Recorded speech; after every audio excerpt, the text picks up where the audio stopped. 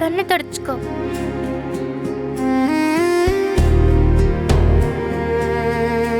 தினமும் நம்ம லாஸ்ட் பீரியட்ல ஹோம்ஒர்க்லாம் முடிச்சிடுவோம். சரி.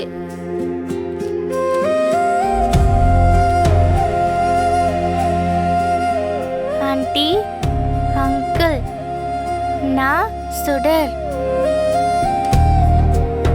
எனக்கு அம்மா அப்பா பக்கத்திலேயே இருக்கணும். அவங்க கூட பேசிக்கிட்டே இருக்கணும். தினமும் அவங்களுக்கு டாட்டா காமிச்சிட்டு ஸ்கூலுக்கு வரணும்னெல்லாம் எனக்கு ரொம்ப ஆசையா இருக்கு. ஆனா அது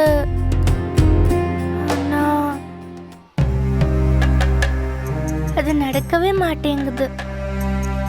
பவித்ராக்கு நீங்க 2 பேரும் பக்கத்திலே இருந்தோம்.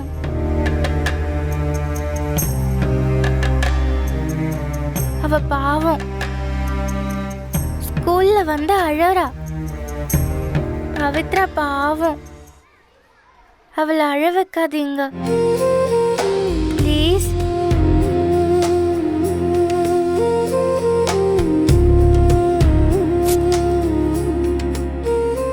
இந்த லெட்டரை உன் அம்மா அப்பா கிட்ட கொடுத்து படிக்க சொல்றியா? ஓகே.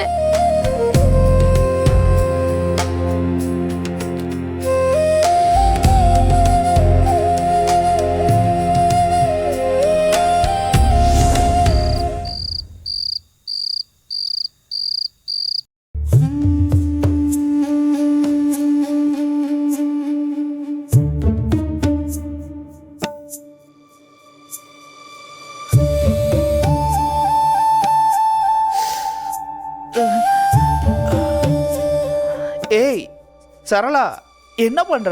வலிக்குது. கோயில் குளத்துல ஏகப்பட்ட குடம் தண்ணி தூக்குனீங்கல்ல, கண்டிப்பா கால் வலிக்க ஆரம்பிச்சிருக்கும். அதுலயும் கால் வேற சுளுக்கிக்குச்சு. எப்படி வலிக்கும்னு எனக்கு நல்லாவே தெரியும். இந்த எண்ணெயை வச்சு கணுக்காலெல்லாம் நல்லா தேய்ச்சி விட்டா வலியெல்லாம் பறந்து போயிடுங்க.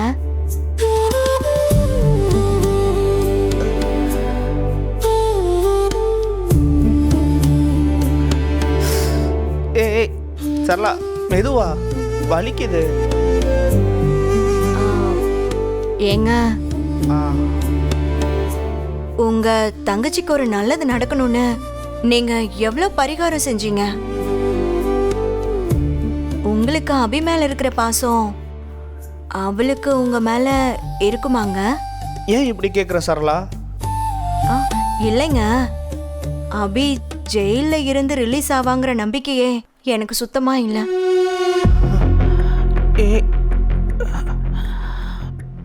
ஏன் அப்படி சொல்ற சரளா?